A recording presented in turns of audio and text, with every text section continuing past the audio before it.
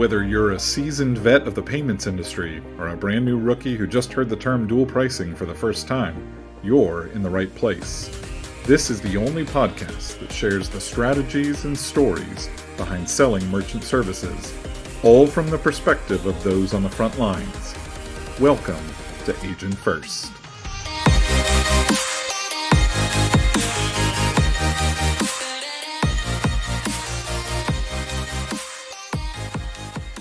Hello, and welcome to the AgentFirst Podcast. I'm John Volrath, founder and CEO of PayCompass.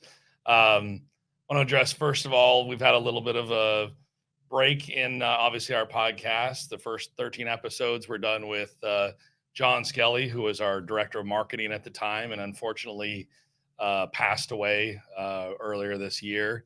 So, obviously, John greatly missed, but we wanted to continue his legacy and make sure that his ideas, his love of the AgentFirst podcast continued. So that was the first 13 episodes. We're going to go ahead and kick off this 14th one with two people that mean a lot to me right here.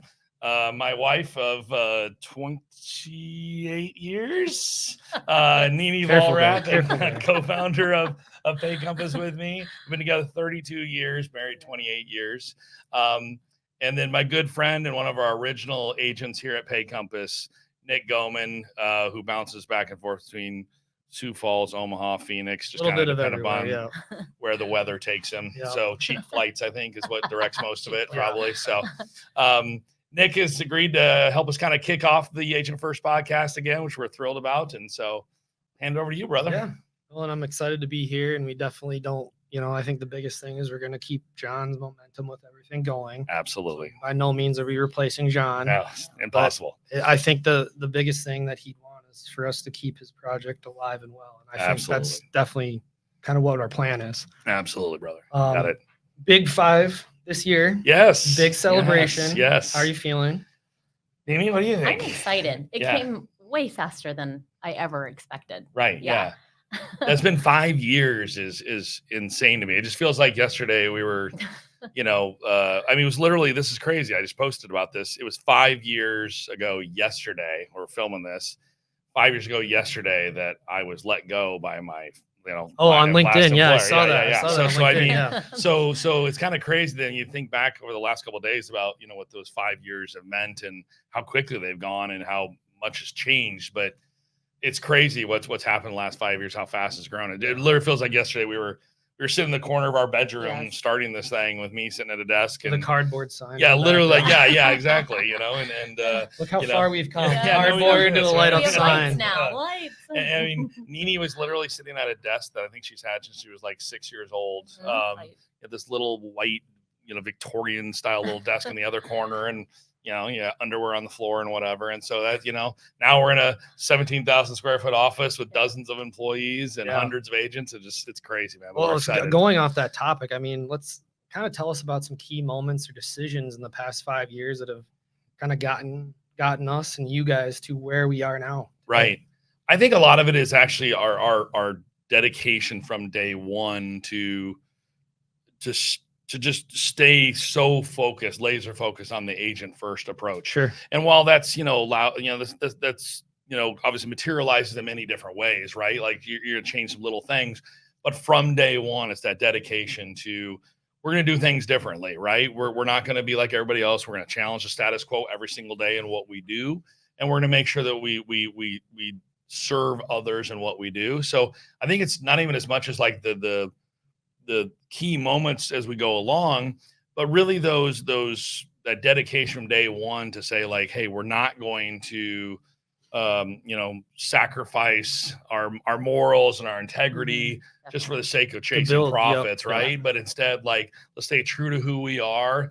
Let's follow this dream and this belief that we all had from the beginning that we don't have to be, a-holes in this industry, that we can treat others like we want to be treated. You don't have to be like everybody else to do well. Right. Yeah. And so what's your thoughts? Yeah, definitely supporting everybody. And actually always having somebody in sales in our family, growing up with people in sales. It's my brother, it's my uncle, it's my mom, it's his dad, it's him. We never want to do that, treat any salesperson poorly. we see our family and you Right, guys, you know. Right. Absolutely. Yeah. I mean, a big moment for us, I think the biggest kind of, stepping stone, I guess would say, in the growth of it was, the first one was when we hired Beth. I mean, Beth is, for those who don't know, is our first employee. That I was kind of chaps Rob a little bit because she beat Rob by one day, and she was our first employee. I'm sure you don't let him forget. Yeah, she never lets him forget that. And she came into our bedroom and literally worked on the other side of the desk from me, and she had no experience whatsoever. But we knew we needed someone who just cared so deeply about other people. Beth at the time was a stay-at-home mom running a cookie business, but she was ready to get back into, outside the home job, right? More professional, office type. Yep. And she would answer the phone and she'd be like, "Oh, you're having a problem with your PAX terminal? Okay, no problem. Let me work on that." She'd put up a hold and she's like, "What the hell do I do?" Right. And I was like, "Okay, here's what you do." And so that was a big moment. And then moving to our first office that was 1,600 square feet with no running water. We shared. Let's kind of talk a little bit about that more in depth. For going from a bedroom office to the first office, like early days, what was that? How did you make those decisions? What were those what was the thought process you guys had on, all right, we're going to definitely give this a big go instead of a mom and pa out of the garage type of feel? Like what were those decisions? What were those conversations like between you guys? I mean, we've argued about this before, but when we started this, the goal was not to make a large company out of this at all. The goal was, I was been running a sales team with hundreds of people for the last few years. I was like, I'm done with this. I just like to have a small little team, and we're going to rely upon the support of all of our vendors out there. I'm just going to have 20, 30 people out there selling, and I'm just going to help support them, and that's what we're going to do. Well, we added like 30 salespeople in month one, and all of a sudden it was like, okay, I guess we're doing this, and so it was kind of out of necessity that it happened, right? And hiring Beth as a support person, and then we brought on Cam on the marketing team, and then Rob on kind of support and business development side of it, and then it was like, hey, we got to make sure we stay ahead of the growth, right? Is because if you're constantly reacting to the growth, you're behind, right? You're always running behind. You're never giving the agents the experience or the merchants the experience they need. So you have to stay ahead of it. So really, I think what it was out of necessity more than anything. It was like, okay, we moved from our bedroom into a spare bedroom in our office, or in our house, which felt like, oh my gosh, we weren't sitting on top of each other. Time now. And then it was, okay, now we need to get into an office together, and then graduate into an even bigger office now. Right. So it was almost just out of necessity. Step-by-step process. Yes. Absolutely. Nini, what was having him be in the industry for so long and knowing how, the Heartland, the Beyonds, how all these big companies work, what were your feelings on, hey, we're going to make this jump and we're going to do it our own? Like, was that a scary thought or what was your overall thought? Yes and no, because we've always been entrepreneurs at heart, and I grew up with people who were that way.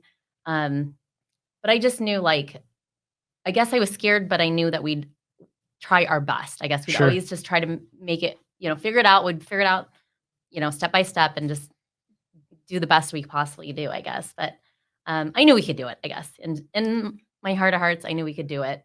It was going to be hard, but I know he had it in him. There you go.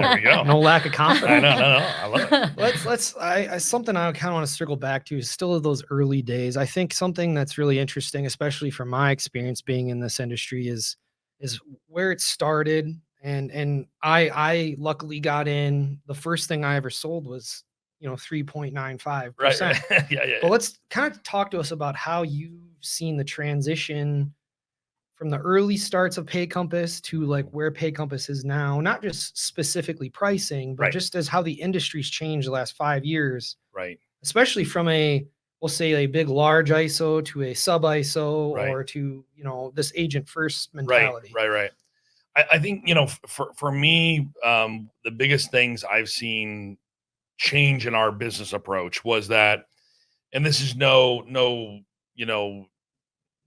diss on anybody else out there, or anybody in the industry. Not, no. But for us is that we have really high standards of how things should be. And our business model on day one was going to be, hey, we're just going to rely upon all these outside vendors and partners to provide the support. And we just started realizing we're not going to be able to do that. We have really high standards, and we want things to get done in certain timeframes, certain speed, certain ways. And so it was starting to realize that and internalize all of these, solutions, all of the support. So bringing sales support in, customer support, marketing, finance. We even now have software developers. If you would have told me all this stuff 5 years ago, I'd say you're crazy. I'm not going to do that stuff. Yeah.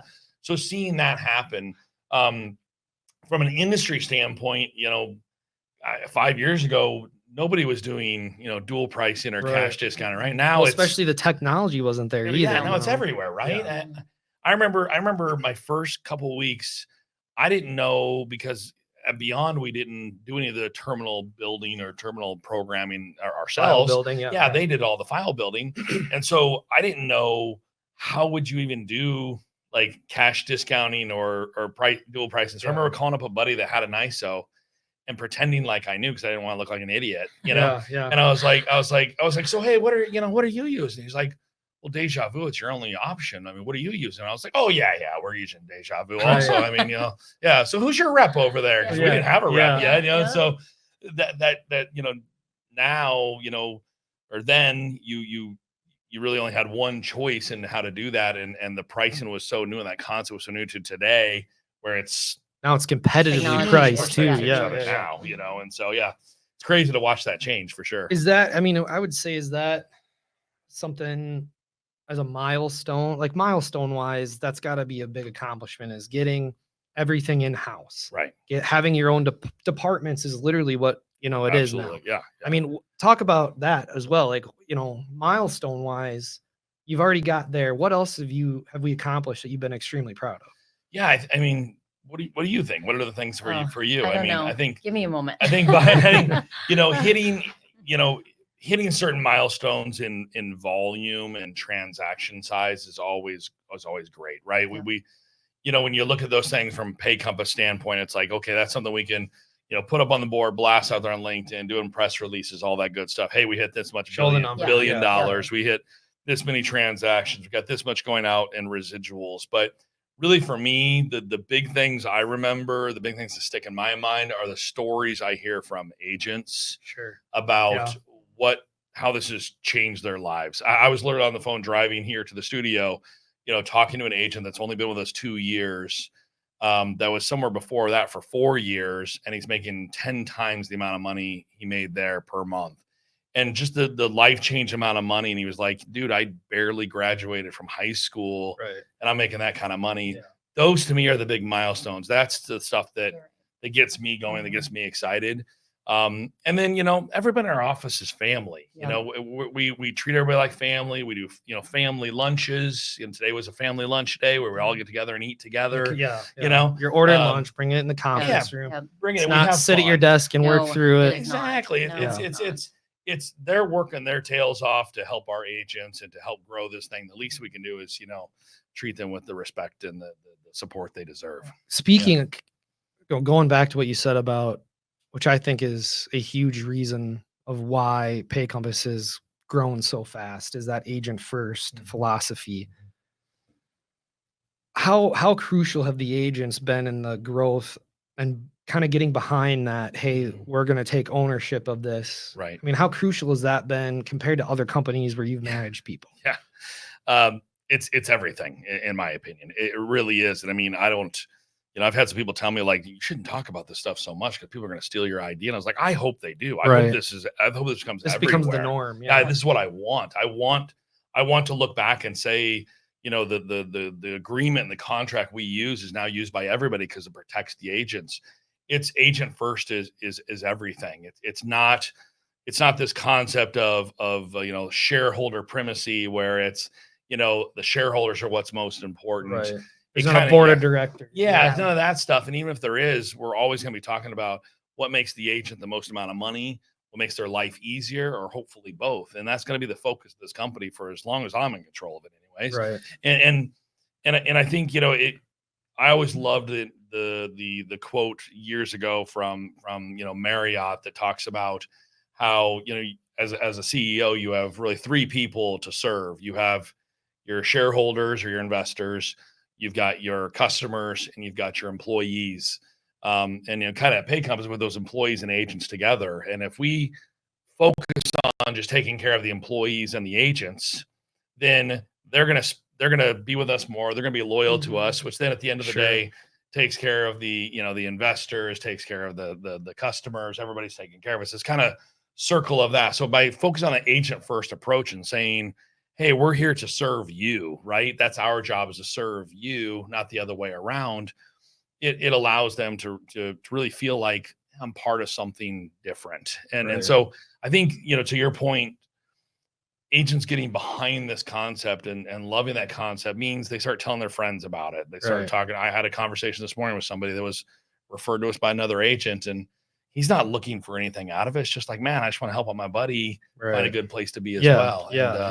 So them getting behind it, every once in a while, we'll make a mistake and somebody will be like, oh, this doesn't feel very agent first. And that stabs me in the heart. But we figured out. I mean, what are some of the unexpected curveballs with this agent first platform you've built? I mean, there's got to be some lessons in there that even Nini, that you've learned that from having to deal with, that's been peculiar. I don't know. I do know one thing I do know, and that I can say, is that I'm surprised at what happens to the agents in the industry when they come to us.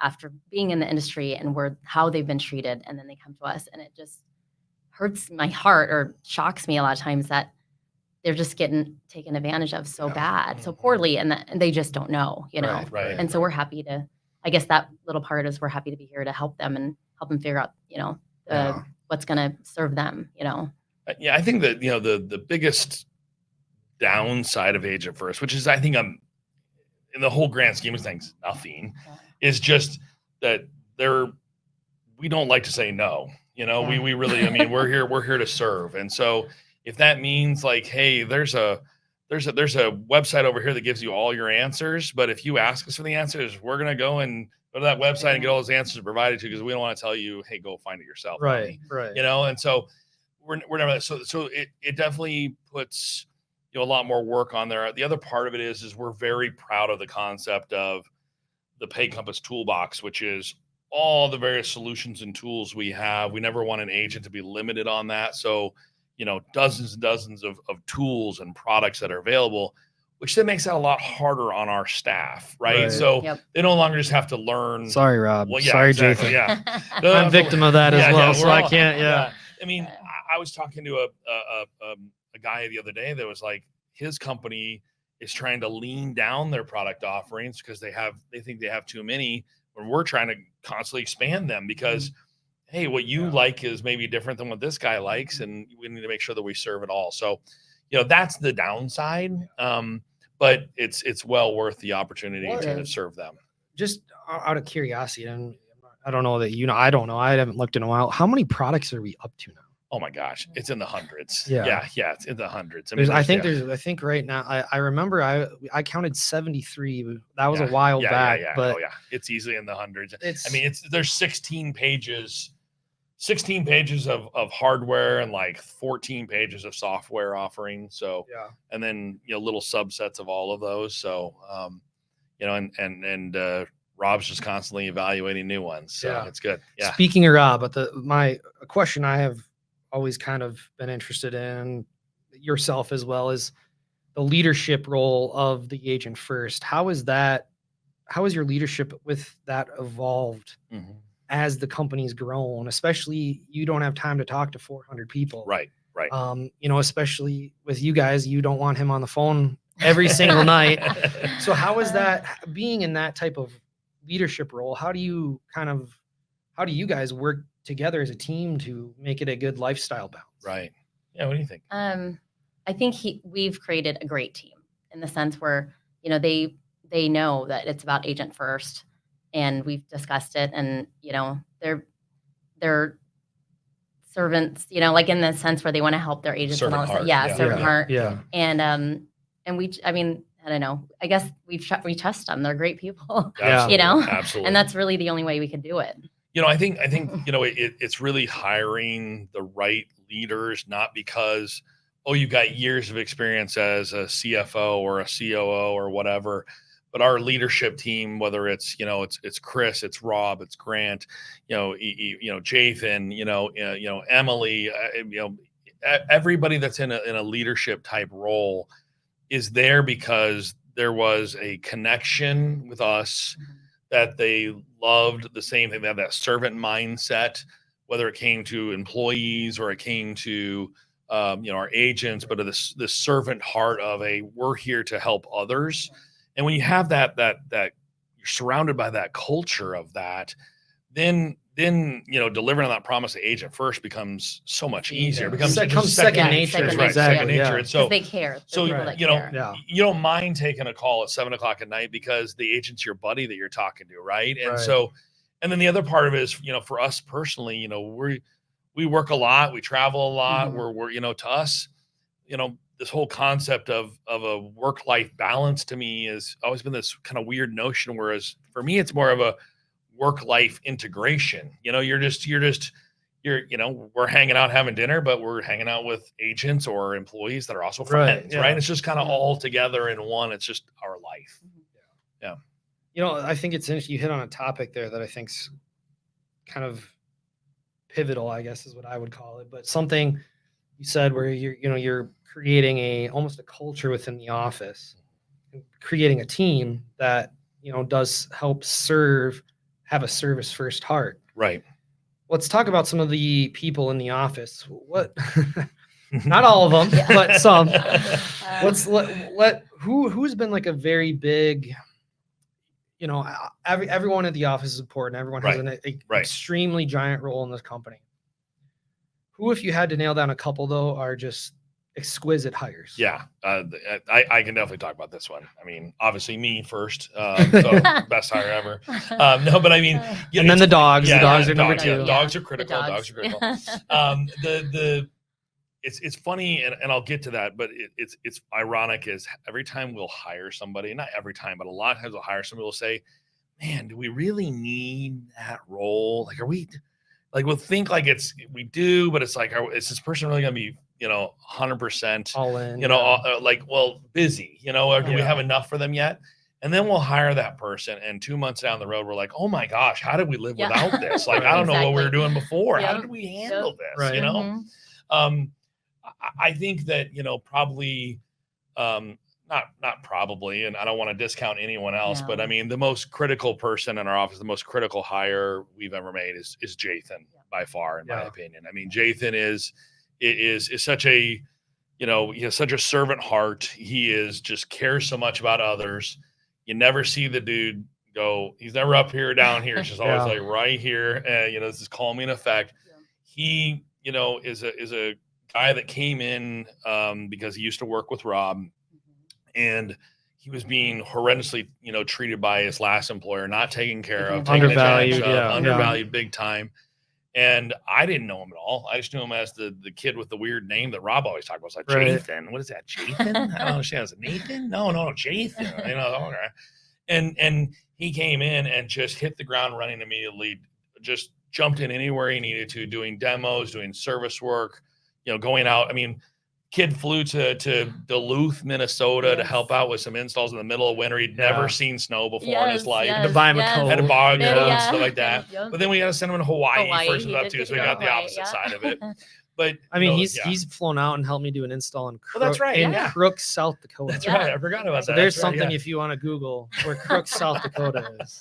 I don't know where that is. Jathan has grown from, hey, was a guy just there to kind of help us launch point of sale to now running, the largest team in our office, the support team, and doing it just effortlessly, building out systems and structure, just bringing a whole team kind of under his wing and helping them out. But always doing it from the place of, as a role model, I'm going to lead by example type person, do it this way. He's not barking orders, but he's doing it himself, and you're just kind of following his lead. So, I mean, Jathan by far, I'd say is been absolutely critical and really allowed us to take our service team from, a few of us trying to help out here or there to a real, serious, large, very robust service team that is just hitting on all cylinders 24/7. Yeah. No, I mean, he's probably my number one on the board as well, just because of how much, just from an agent experience, how much he takes off our plate. Right. Especially when you start to build a decent sized portfolio, I mean, some of the questions you're fielding all at once. Right. There's no way you can keep up with it without having to go back and forth. So just to see him step in and handle things is amazing. Yeah. And I'll say, Rob has been critical in many aspects of our business as well. And Rob has been critical in helping Jathan grow as well. Yeah. By slowly disengaging and putting, more on to allow Jathan to take on more and more of those responsibilities and feel ownership of that. Let him lead. Yep. It's been critical in that, and following Rob's lead and how to do those things has been really critical. And he's learned a lot from Rob, but Jathan always wants more. He's always, asked for more, bring him more. And Rob's happy to give him more. So and that it's been wild to watch him grow especially just because like you said, originally he was kind of quiet. Yeah. And now he's kind of come out of this shell of me the last couple of years. Absolutely. And it's fun to kind of go back and forth with him. He's fun as hell. Yeah. I love that guy. I think something to kind of touch on too is how, speaking of the team and how Jathan's now in charge of his team and Rob is overseeing everything, is how fast this company has grown. And the magnitude of how it has grown. How do you keep those core values and the agent first, service first mentality in the company? Yeah. I think it starts definitely from our leaders, for sure, to keep that culture in there.